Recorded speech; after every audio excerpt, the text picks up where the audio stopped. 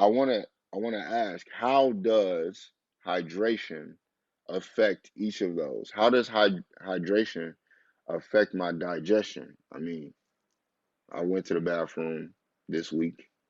You know how they say, I've been to the bathroom. this week. And dehydration. Dehydration. Hydration helps. A major key helps with digestion, helps to break down the food, helps absorb the nutrients out of the food. So we just touched on that they taking nutrients out of the food. That if you're not hydrated properly, and your body is not digesting the food properly, then that's even less. That's even less nutrients that you're getting into the body. Mm. And if you're not digesting the food properly, and you're not hydrated properly, then I'll just reiterate that's less nutrients you're getting into the body. But if your body's not digesting the food, then that means the body is going to have trouble removing the undigestible food, which leads to other health concerns and other health issues. That's the self detoxification process. So not going to the bathroom. Dehydrated means you're going to have problems sweating. That's another detoxification pathway. So it all ties in together. It's like the body is one machine made up of multiple different parts. Hydration, digestion, detoxification, all that ties into one. But like we just spoke about the keto diet. Keto diet, no carbs equals no energy. All right, no carbs equals no energy. So the keto diet, there's no carbs. When your body processes the carbs, it processes the carbs into sugars, energy. That's what your body needs, to perform its functions.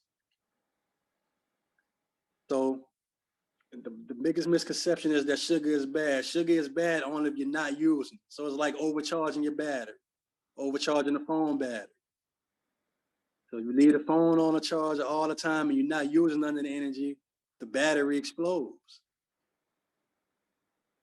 So the same with the body. The body don't explode, but if you steady intaking energy, which is the sugar, so you steady taking the sugar in, but you're not using none of the sugar, you're not using none of that energy.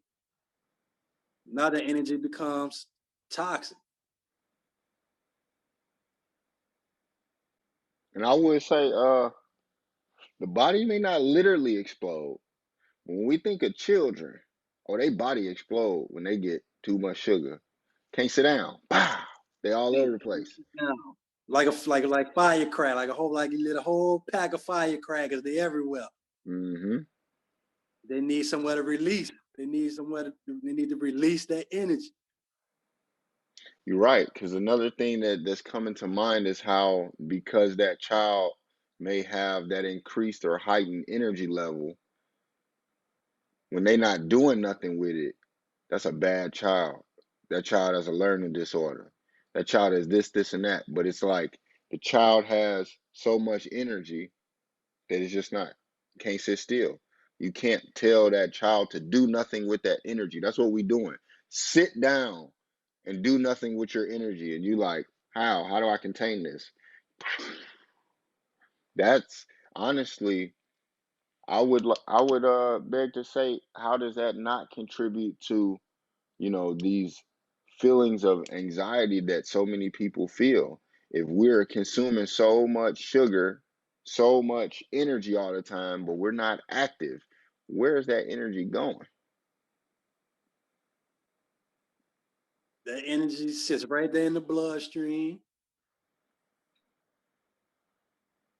and that energy that's not being used, that you're steady intaking, eventually leads to hypertension. It has to go some way. Eventually, it's gonna come out. Whether it comes out in illness, hypertension, anxiety, It's gonna come out. ADHD. So they claim now it's all just pent up energy, which energy can't be created nor destroyed, just transferred and transformed. Not using it, it's going to transform into a different type of energy, which may be destructive. It may be destructive energy. If you use it properly, it could be constructive energy. Just like the saying, if you're not using it, you're abusing it. You're abusing it, or maybe it's abusing you. I was gonna say, that's abusing it still, because you know that this thing needs to be active and you don't give it activity, and so it runs and it wreaks havoc on your body. And then to speak about um, a little bit about what sugar does when there is either increased amounts of water or decreased amounts of water. So basically, if you have more sugar than water and more water than sugar, what are the effects of those? But before we actually get to that, I'm going to take a little commercial break.